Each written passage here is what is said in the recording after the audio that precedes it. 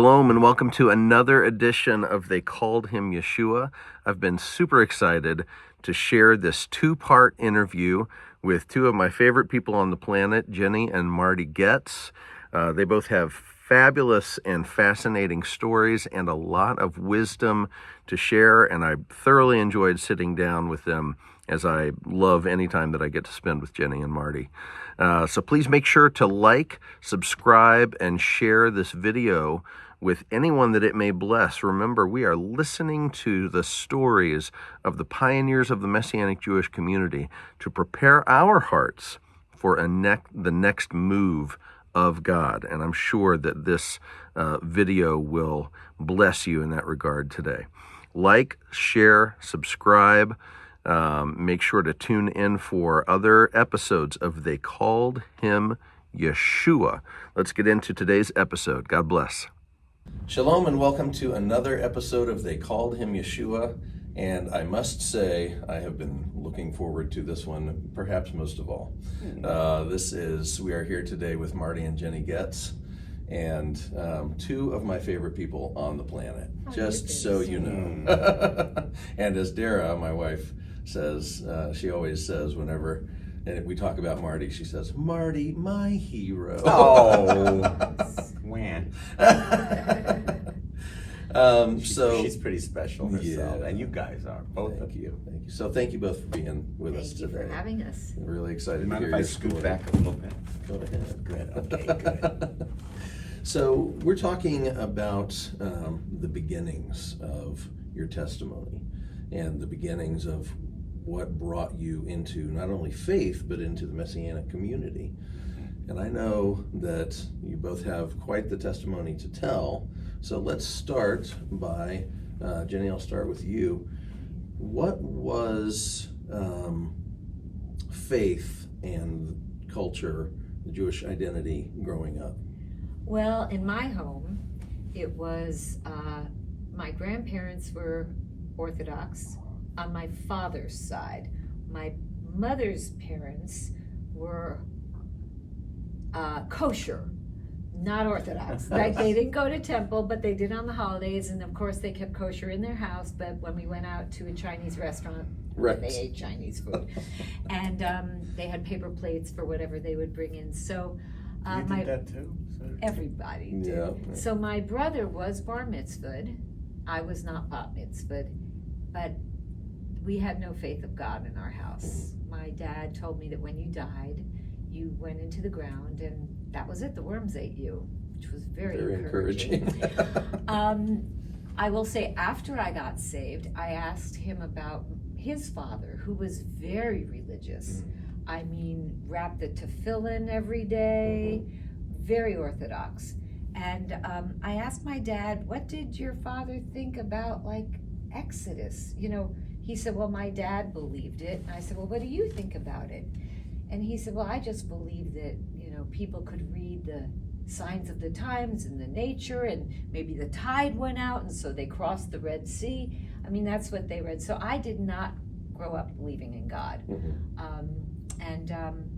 I had friends across the street who were Roman Catholic, and I loved going over to their house and saying the rosary with them and their evening dinner prayers with them, and I just thought how nice it would be to be able to believe in God. But I didn't. I had no faith in God whatsoever.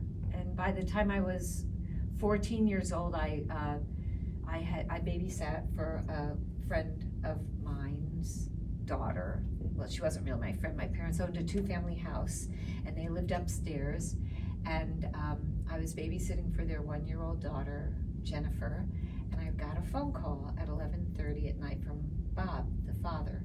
And he said, please don't leave Jennifer alone. Anita's been in a serious car accident and may not live. And so I called my parents, and they came upstairs, and I went downstairs, and I wrote a letter to God. And what is so strange is I actually have that letter sitting on my desk at home. It's a photocopy of it, and I didn't write like this, I wrote sideways, and it's a letter just asking, if there is a God, please let her live, but she didn't. She died that night. And I just at that point decided, well, then there can't be a God. And I thought about, what if I had kept her here for just 20 seconds longer? And she wouldn't have been at that corner crossing the street when that car hit her. And I started feeling like we're in charge of our own destinies. We're in charge of all of this. And it just had me feeling extremely lost. And so by the time I was 15, I got into getting high and boys, and until I got saved, that was my lifestyle. Wow. Yeah. Marty, how was your faith and culture shown in your home, expressed in your home? My grandfather, just very similar to Jenny. By the way, we just found out that both of us are 100% Ashkenazi, Eastern European Jews. Wow. So that was very exciting to find out that we found each other. I don't know what tribes we're from, but my tribe has always been the Cleveland Indians because I'm from Cleveland. Just kidding. But my grandfather on my mother's side was from Poland. But in those days, they described it to me as all the borders in that part of the world were always shifting. So they were originally from Austria-Hungary and then from Poland. That was my grandfather on my mother's father. And my mother's mother, same area, but they didn't meet each other until they came across, probably they came in the early 1900s. And they were down in New York, Hester Street, the famous Hester Street. That's where my grandfather and my grandmother eventually met each other, and they lived in New York. And their name was Mantell, M-A-N-T-E-L, like mantle. But, different spelling. But that was my mother's side. My father's side, his parents were born in the States, but his grandparents were from Russia, or more clearly Lithuania, I think, because they said they're Litvaks. My father used to always say we're Litvaks. So Russia and Poland was our background. So my father grew up in Cleveland, Ohio. My mother grew up in Cleveland, Ohio. So she was first generation Jewish, and my father second generation. And I was born in the first year of Dwight D. Eisenhower's presidency. Okay. So if you would like to figure that out, you can do that. No, I was born in the early 1952. And the background was interesting because it was post-World War II. Right. They'd all come home from the war. So where I lived was completely a Jewish, what you call little G ghetto. And I didn't know that. I just, in my world, everybody was Jewish, everybody. So we had cousins and extended family, and you didn't even know to whom you were related because there were so many people around. That doesn't even exist anymore. The way maybe in the Orthodox it does, but not the world that I grew up in. But my parents lived in a little suburb named Beechwood. It was a suburb of Cleveland, and everybody I knew was Jewish. As I said, my joke when I'm doing concerts, I just tell people my yearbook read from A to Z. If you read all the names, it sounded like the biggest law firm that ever existed in history. Because every Jewish mother wants to say my son the doctor, my son the lawyer. But we're here because my mom had to say my son the gospel singer. But her name was Florence. My dad's name was Albert. My dad had a great voice and could sing, and they used to take him downtown to sing for these mafia people in Cleveland. My uncle was kind of involved with some shady characters. My dad would go down and they'd throw money at him, and he was like a boy singer. But he ended up in the furniture business because that was my mother's father's business. But all those people gave us a strong Jewish identity. But it was not Orthodox like my grandparents on my mother's side. But every Shabbat, we didn't call it Shabbat, we called it Shabbos. And every Shabbos we'd go to Elias and Elisha was her name, Elias and Elisha Mantell's house. Which was your grandparents? That was my grandparents on my mother's side. And thank you. You're welcome. And I would, where I got my start in singing was doing the blessings, like the blessings over the wine and over the bread. I had nice little tenor voice in those days before it dropped way down in here. But every Sabbath we would go there. And so it was here's what was odd about it. When we were with the grandparents, just as Jenny said, kosher food when the grandparents were there, and then pepperoni pizza and Chinese food when they were not, on different plates. But what was odd about it was we were in America post-World War II. Right. So on Friday nights and then other nights like the High Holy Days or Passover, we were always with the grandparents and always with the family. So it was very Jewish. Mm-hmm. But all the rest of the days it was, Leave It to Beaver and the Andy Griffith Show and I Love Lucy, and it was America, in the early 50s. Mm-hmm. So it was not schizophrenic. It all flowed together just fine. Mm-hmm. But it wasn't until I so that was how I grew up. Bar mitzvahed. I was a valedictorian in my confirmation class. Okay. And you also went to Hebrew high school. Yes. Okay. Right. Well, no, I went to public school. Explain that. Well, I went to public school, but I went all the way to what they call pros door, which was after you were bar mitzvah, most kids split, because I grew up conservative. So I learned how to read the Torah when I was about 10 years old, mm-hmm. and I was in the Cantors Club, which was all the boys that could sing, they put in the Cantors Club. But I was never one of the main soloists, I must say. I was like, if the two top guys got sick, then they put me in there. But so I had pretty good, strong, that expression, everything I learned in kindergarten, mm-hmm. that book. Well, I think most of what I know about my Jewish roots came from those early years. And I was bar mitzvahed, confirmation class, as I said. But the interesting thing about confirmation class was it was exactly at the time of the 6-Day War. Mm. So you'd be sitting in confirmation class, and you were there after school, learning Hebrew and everything like that. And the rabbi would come in to the class and tell us, the war has started, and every day he'd come in and the Israeli planes hit the whatever on the other side, and 6 days, just straight like that, we witnessed the miracle from confirmation class seats. But my grandmother, Lillian is her real name, she would work really hard for Hadassah. So that was the other aspect, and I'll be quiet after this so we can move on. But so the other aspect of it was here we were in post-war America with with television, color television. My dad was in the furniture business, so we had color TV and everything.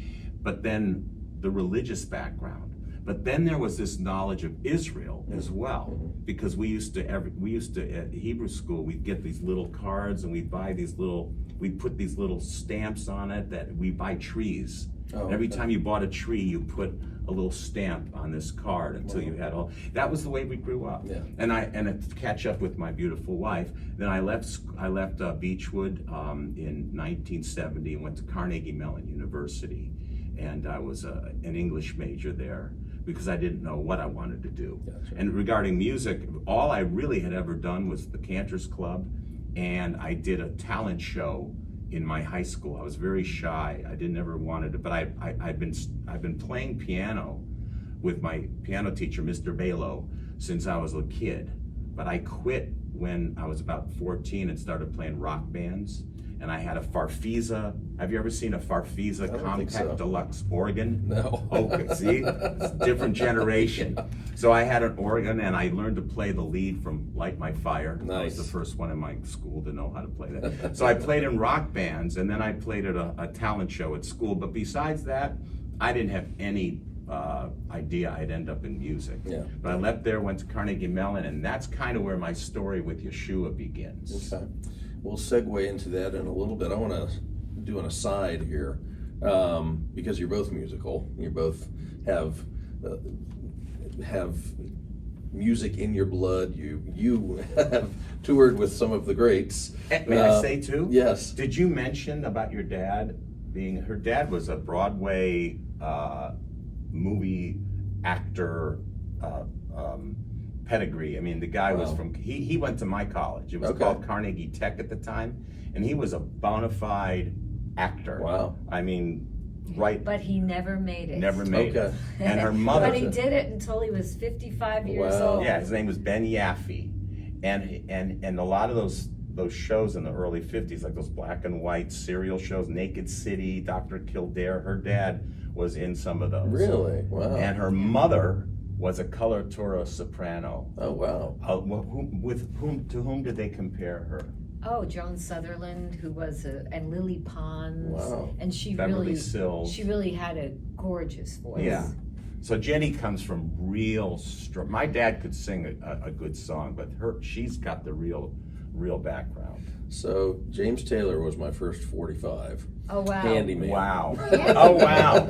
I love that Not song. Fire and Rain. No, Handyman was I my remember first, the original. my first 45. Yeah.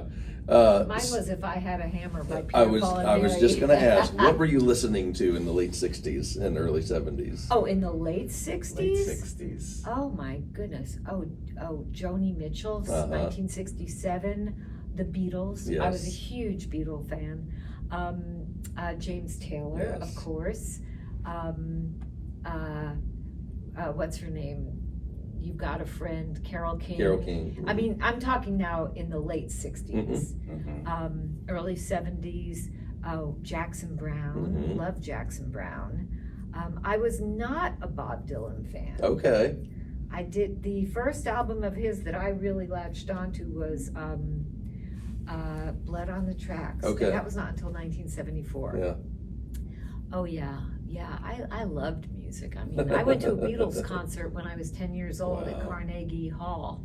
Wow. Yeah, it was Tell about fabulous. your aunt. My aunt was a publicity agent at the Plaza Hotel, and the Beatles were staying at the Plaza Hotel. And so she's the one that told us about the concert at Carnegie Hall, which was a small concert.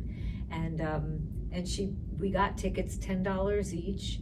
And what's so amazing is I met someone at this conference who actually sang for the Beatles at that concert. Oh my goodness. No, she didn't sing for the Beatles. She sang for Bob Dylan, but she was at that concert for some Wow. reason in Carnegie Hall. But anyway, yeah, it was just great. Fabulous. I cried and screamed through the entire thing. Yeah, just like a teenage girl. George! Well, that was the thing too, is that we were kids when the Beatles Right. showed up. Mhm. You know, up until that, it was, Pat Boone and then Elvis, but then the Beatles showed up, and we all went to school after they were on the Ed Sullivan Show, Yeah. and everybody had watched, the Mop Tops from England, and it was, that's when it all started. So who were some of your I'm very old school. Oh, Uh-huh. excuse me, one more thing. That's okay. I went to 3 Jimi Hendrix concerts. Oh wow. I went to lots of concerts in New York City. Okay, as a tell teenager. us who Crosby, you- Stills, and Nash, they were another great Uh-huh. band. Oh yeah. Best harmonies. And I actually liked Led Zeppelin back Okay, in those all days. And then later on, you saw Bruce Springsteen. Oh my in gosh, New I worked York. at the Bottom Line in New York City and was there for all 5 nights that he performed his Born to Run album. Oh wow. Yeah, I definitely had fun around. I married up. Culturally, I married up, and in every way, actually. So who were your musical Well, I was greats? old school. I Uh-huh. remember my parents bringing home records of West Side Story. Oh yeah. An old musical called Milk and Honey. Have you ever heard that? I haven't heard of that Never one. heard that. Uh-uh. It was by what's his? Gosh, I can't remember. Jerry, the guy who wrote Mame.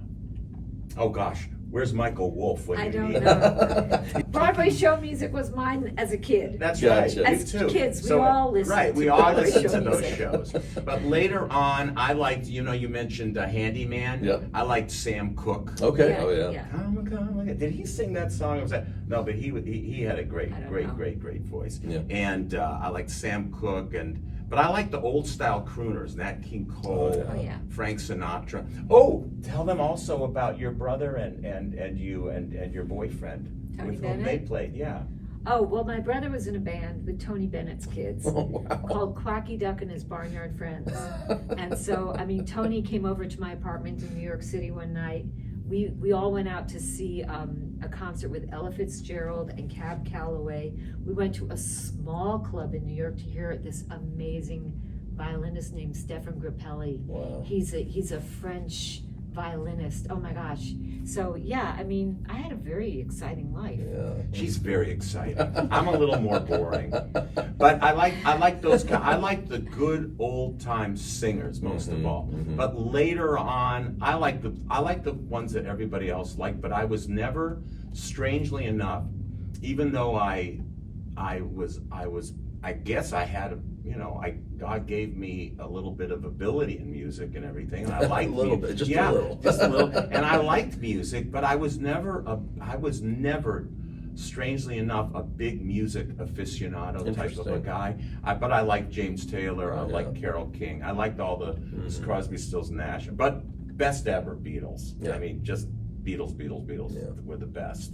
But that was my background. So the 60s were a tumultuous time. I know you guys were teenagers. Very tumultuous. Yeah. You have Politically you have the tumultuous. Vietnam War. Oh, yeah. You have the assassinations of JFK, of his brother, of Martin Luther King Jr., Terrible. of Malcolm X. Yeah, everybody. Yeah, the same way that The the civil rabbi rights. would come in and tell. I'm sorry, I No, go ahead. The same way the rabbi would come and tell us about the 6-Day War.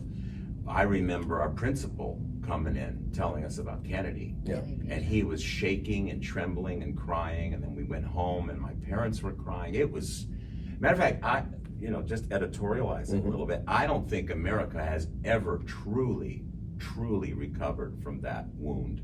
Something happened with that. Yeah, between that and the debacle that the Vietnam War was, it is something that changed us fundamentally. Yeah, and we wake up in the morning to go, I'm sorry, go ahead. That's okay. That's okay. We'd wake up in the morning, go to school, and hear on the radio, they just assassinated Martin Luther King. Right, They just assassinated. It was crazy. So you had in the 50s the hope. We had just won the Second World War. Right. And things were, leave it to Beaver, as you said. Things were right in the world. Yeah. And then there's this hope. JFK comes on the scene. The civil rights movement is just beginning. Yeah. We're looking towards putting foot on the moon, We're going to do great things in Vietnam, and all that hope is dashed. Yeah. What did that do to teenagers in America? What did that do to you? Where was your life when those things were going on? I lived in Ohio, as I said, Cleveland, and there was the school really near us was Kent State. Oh, And when the Kent State massacre. Yes. thing happened, for those who don't know, 4 kids were killed at Kent State by the National Guard. By the National Guard. But, they were causing a ruckus, they were rioting on campus and everything, but that was huge. And I remember we, young activists that we were, we called a moratorium from, which at our school. And I remember I was pretty decent in art, and I made all these posters with these black roses. And He is actually an amazing artist. Really? Oh a my doodler. gosh. I'm more a doodler. No, I mean you did an entire magazine of your own drawings, and it was like I this. did. No, truly, he's like, I've looked at it and said, "Did you do this?" Thank you, You're honey. welcome. But so it affected us in the sense that we kind of felt the world was falling apart. Right. And I was 39, and in those days they had the draft, so I was number 39. Wow. So had I not gone to Carnegie Mellon, gone to college, I would have been drafted. And my mother, good Florence Goetz, that was her name. My dad's name was Albert. My mother would have sent me to Canada. I might have ended up in Jeff Foreman's congregation, but she wouldn't have let me go to the army. Yeah. That's how a Jewish mother she was. Yeah. My son's not going to go there. But that when I graduated, they ended the draft. So Richard Nixon's all right with me because he ended the draft. But it really was a sense of craziness, and of course, Jenny. I don't want to tell her story, but I was not much of a drug person. But by the time I graduated high school, it was kind of like it was just part of the rite of passage that you smoked marijuana and you just did what the kids were doing. And there was I think both of us left, I shouldn't speak for her, but none of us, we did not have any sense of God or any sense of accountability to anyone higher than ourselves. Even though I had a very good, strong religious background. She not quite as much, but still, there was no personal God to us. And Jenny, you really kind of went into that counterculture, I did. vaudeville culture. I did. I had Both feet. I had a good friend. I had a good friend that had moved to Tenafly, New Jersey, which is where I grew up, from California, and then she moved back to California. And then when she came to visit me when she was 15, she brought with her grass Yeah. and hash Yeah. on an airplane In those days. to my house, and turned me and my friends onto it. And we really enjoyed it. And that's what I did for the next 10 years, plus LSD. And then eventually, cocaine. I'm not laughing at that, sir. I'm not laughing at those are horrible. That's a horrible. That could have ended horribly. But look how it ended. Right. No, it's just, that, and yeah, after school, my friend Vivian and Tommy and I would go to his house, which was across the street from the school, go into his basement, sit in a little tiny room. We drew a fireplace on the wall, and we would just pass a joint around and smoke. You drew a fireplace on the wall? Yeah, What did the parents say about that? it was the basement. They would check out the basement. But yeah, that was normal. Yeah. So there was a sense of loss. There was a sense of lost hope. Sure. And there was a yearning for meaning and belonging. Yes. Yes, I think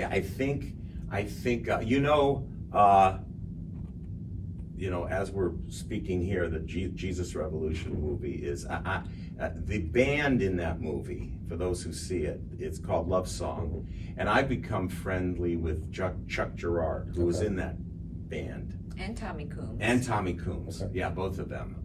The other guys I'm not don't know so much. Well, that's not true. The drummer, I'll save that for later. But he told me, and I think this speaks for our whole generation, there was something about the doing of drugs and that entering into that it was spiritual in the sense that there was no earthly hope. As you said, there was none. They're killing presidents, they're killing leaders, they're killing at Kent State, my parents' best friend, their kid was at Kent State. He was walking with one of the girls who got shot. And it really, really put him under for a long time. He's just walking with her, and she right out from under him. Randomly shot. So yeah, there was just a sense of the country being wounded. And we were angry. Yeah. Right. Yeah. We were very angry. Yeah. Yeah. So entering into the music, and Jenny, I'm a lightweight compared to Jenny. I mean, I was much more I was like a good boy. I was a good boy. I wanted to be like a hippie, but I wore V-neck sweaters and wore glasses, and I just never quite. I did have bell bottoms, and I did play in rock and roll bands. But I was more of I wasn't a wild kind of a guy, but you could sense that loss of hope. So when you entered into that world of, getting high and all that, I think that our generation looked at it as an entrance into something, an enlightenment of some sort. Right. Even though the things that the evil one offers always start out nicely like that. They don't end so well. Yeah, and actually, now that I'm thinking about it, there was a lot of spirituality during that time. Yeah, that's what I was trying to say. My mother took me to this class. It was called Silva's Mind Control, where her mother was very. My mother was She was very, a little wild. but I loved her. In the most delightful way. In the most delightful. But she took me to Silva's Mind Control, where you could program yourself to, if you thought about something enough, it would come to pass. And it didn't work that way. It didn't work that way for me. And actually, the thing that kind of brought me to faith, part of it, was she took me to, I was bulimic also, and she took me to an Overeaters Anonymous meeting. Okay. And at Overeaters Anonymous, they tell you to put your faith into something higher than yourself. And when I did that, it actually helped me, and it opened up my mind to maybe there is actually something higher than me, so that I don't have to depend on myself for my own strength, because my own strength is weak. And that actually was kind of right. That was an entrance into believing in God for me. So let's talk about that a little bit. In this age of searching, how did your search lead you to Yeshua? Shall I? Actually, I'm excited to talk about this because I sense, I'm going to work backwards. Okay. First of all, I didn't finish my sentence. Milk and Honey, Oh, yes, Jerry yes, Herman. yes. It was the first musical written about Israel. Oh. There's a great song that I sing, if you don't mind my referencing, our Live from Jerusalem CD and DVD, available at martygets.com. No, I sing, it's a beautiful, this is the land of milk and honey. And one of my favorite lines in the song is, what if the earth is dry and barren? What if the morning sun is mean to us? This is a state of mind we live in. We want it green, and so it's green to us. For when you have wonderful plans for tomorrow, somehow even today looks fine. Sing with me. I don't know it. This is the land that heaven blessed, and this lovely land is mine. It's beautiful. So the reason I'm excited about it is that at that time, Israel had been established. Yes.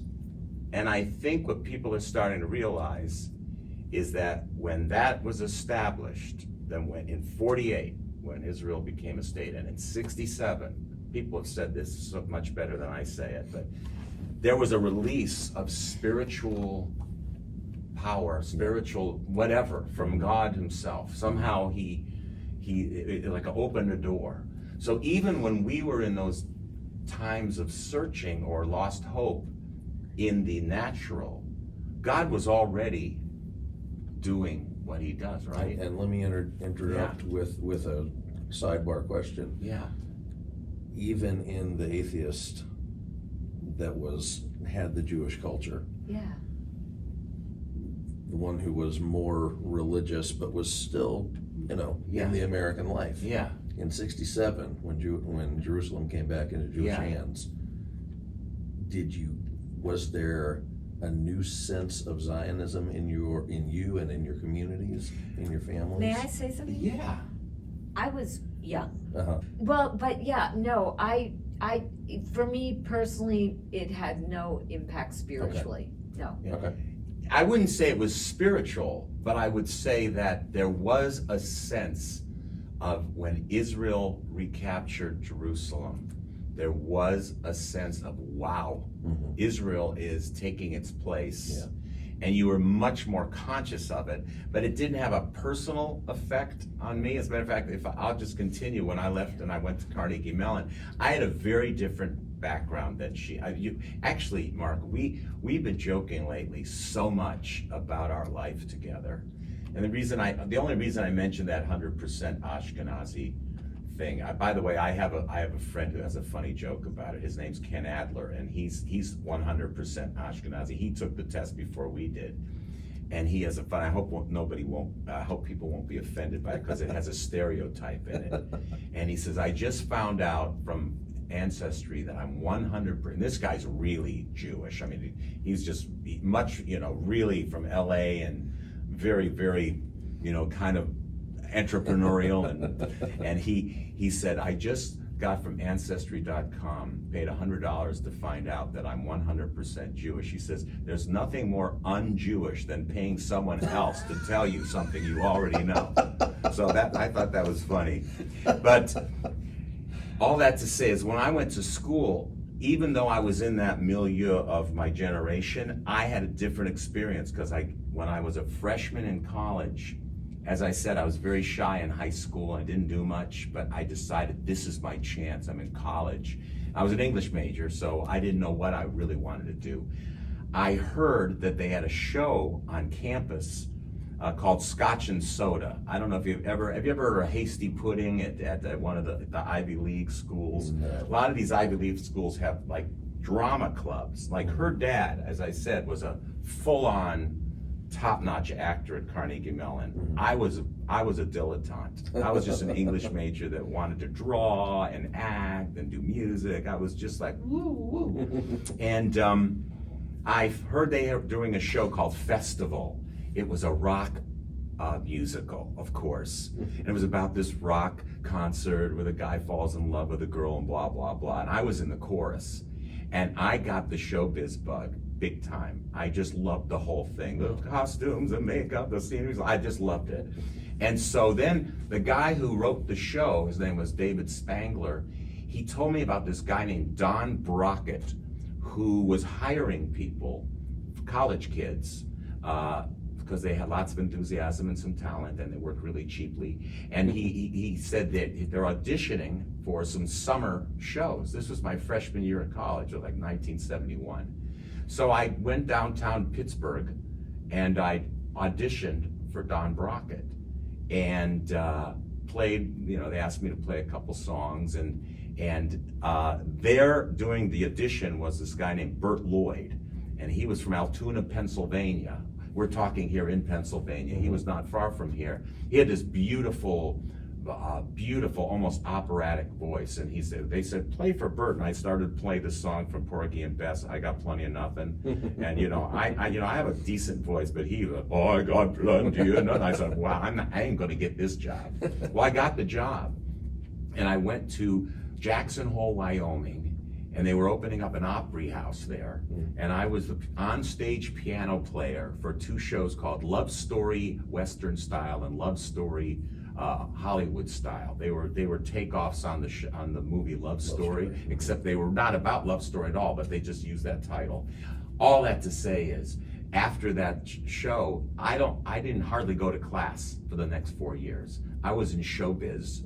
And so instead of going like the hippie, activist, lost generation route, all of a sudden I was working for Don Brockett, who happened to be the chef on the Mr. Rogers show. Oh, wow. So he was Chef Brockett on Mr. Rogers. Wow. So along the way, in those 4 years, Bert and I, Don wrote a show that went to off-Broadway my sophomore year called Sweet Feet.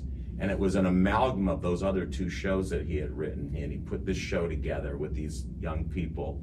And Bert was in that cast, and I was in the cast. And it went to off-Broadway, and then it was off-Broadway really quickly. So Bert and I, not knowing what to do, we formed an act called Bert and Marty. And I worked my way through college with Bert, singing in nightclubs and little cafes and things like that. So I became a show business person in college. So I kind of forgot about everything except that. Oh, when I was in college, that first year, that first and only year, I really went off the deep end. I got into way too many drugs. I got into Quaaludes and LSD, and I called. Well, and then that was the same year that the show Godspell came out. And that album, Godspell, I remember I would listen to it. And that song, Day by Day, oh dear Lord, three things I pray: to see thee more clearly, love thee more dearly, follow thee more nearly, day by day. I would listen to that, and I'm sure that was a prayer that I was praying that I didn't even know I was praying. And I know that God met me, because I called my mother and my father and I said, what would you do if I told you I wanted to kill myself? And my mother said, you would be taking more than one life. And I said, well, I gotta get out of here, college. I'm not ready for this. It's I took responsibility, and they let me leave, and she took me to see a therapist, and they got me on a little drug called Elavil, which was an antidepressant, and I moved in with my aunt for the summer, and then I got a job as a waitress in Roslyn, Long Island, and I had a boyfriend, David Mansfield, who eventually I got that job. He worked for Bob Dylan, I got him the job. But it was that album that I believe God used to put this prayer into my heart that had me crying out to him. I was just going to say, Godspell is one of my, it's a weird movie. I never saw the play or the movie. I just They're so listened to them. strange. The music is some of the best out there. All Good Prepare Gifts. the way of the All Lord. Good Gifts is my favorite. Wow. So Well, yeah. I had just a one little funny Yeah, anecdote. go ahead. I know. No, go ahead. When you don't want me to tell my No, that's a good story. And it ties right into what I was saying. Exactly. It's all about tying into what you're saying, Eddie. My freshman year, I was at Carnegie Mellon with a friend from my high school named Lester Shane, and he was a dramat. That's what they called them there. That was the big school. That was the big department there. It was the drama department. And he comes into my room, and I'm doing my homework, and he said, they're doing a workshop of a new show written by John Michael Tebelak, who's Carnegie Mellon alumnus, and they're doing it in the theater. Would you like to go? Would you like to go and see it? I said, nah, I got homework to do. Well, apropos to It what was you said, Godspell. Godspell, Wow. first performance ever Wow. in the history of the world. That's cool. At my school. And he Oh, missed wow. it. And You I missed did it. my math homework instead, and I missed it. And that's just one of the many things I've missed along the way. That's all. But I did miss you, I'm just honey. thinking about that. We were downtown in Nashville, and Bob Dylan was Golly, doing you a can concert. tell about what I missed. This is 2016, and I wanted to. My daughter actually got us tickets to go see him at the Ryman Auditorium, and I really was hoping to get to say hello to him. Sure. And I'll go back in the interview and tell you. I mean, I traveled with Bob Dylan on several tours. But so before I went, I took a photocopy of our discipleship class, a photocopy of my dog tag from the Rolling Thunder Review, and I thought if I can just find a roadie, I can give it to him and say, can I get backstage to see Bob? Well, we were walking downtown in Nashville, and I saw these two big buses. This is before the concert. And I thought to myself, where there's buses, there's roadies. So I went up, I said to Marty, come on. And he wasn't following me, but I saw this guy standing on the steps outside with a cowboy hat, surrounded by maybe 4 people. Uh-huh. And it was Bob. Yeah. And I walked right up to him. I put my arm around him. I said, Bob, it's Jennifer Yaffe. He went, Jennifer Yaffe? And I said, yes, David Mansfield's girlfriend from the Rolling Thunder Review. And he went, oh, how's David doing? And his road managers like whisked him into the bus. And Marty comes coming down the street. And I went, you missed it. You missed it. I was taking atmosphere shots. I was taking pictures of the Ryman Auditorium. I was trying to set the whole thing up to be so dramatic, and I missed I the would whole have thing. loved you to have gotten a picture of Yeah, that, but I know, but honey. we I'm did. sorry. It's okay. Hey, speaking of which, Yep. if I may, since really the whole purpose of our speaking, I imagine, is our spiritual journey. Yes. What's interesting about that is that Godspell was written at Carnegie Mellon, but the music was, there's one song in Yeah. there's one Stephen Schwartz, a Jewish guy. Right. And I didn't realize until recently. I listened to Godspell one night. We were just lying in bed, and I just wanted to put it on. We just wanted to listen to it. And it starts with a shofar. Yeah. And I didn't remember that. Oh, okay. Because I eventually saw the show. Uh-huh. I didn't remember it started with a shofar. And I've thought kind of retrospectively how amazing it is that show featured that and was written by a Jewish guy. Right. and I don't think Stephen Schwartz is a believer in Yeshua. Yeah. To So- my understanding, he's not, but it's very. Yeah. He did that, and he also did the music for Prince of Egypt. Did you know that the No. cartoon? Yeah. He also did Wicked. Yes. which Yes. is He's amazing. He's quite brilliant. He's quite brilliant. And the guy that sang in Prince of Egypt is a friend of ours, is Yeah. Amic Oh, Byram. right, yeah. Yeah, in LA. But anyway, So I'm let's- not name dropping, but, Right. but you know what? But if I do mention names, I want you to know that I'm not doing it to drop names. Sure.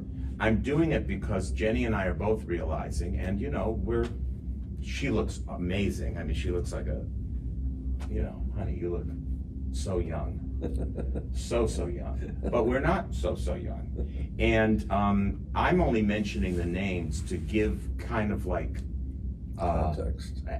stones of memory, Stones of witness, if you stones will. of witness, to quote another wonderful lady. Right. Respect that. I say it only because this is what we want. We want to remember those Sure. those milestones Sure. in our life. So let's talk about some spiritual milestones. Yes.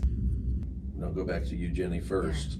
How did you come to faith? That we've talked about a couple of times when Yeah. you were edging Yeah, towards it. yeah. So that was 1971 with Godspell, and then actually, so in 1975, I was at a club in New York City, and I on stage were these musicians, and I was with a friend of mine, and he said, "Those folks up there are going on the road with Bob Dylan," and I said, "Well, they need a violin player, don't they?" And I said, "If I bring David down, can you introduce him to these folks?" And David was my boyfriend. His dad was first violinist in the New York Philharmonic, so he played mandolin, dobro, violin, electric guitar. He was an extremely talented kid. And he the was- love of her life. And he was 3 years younger than I was.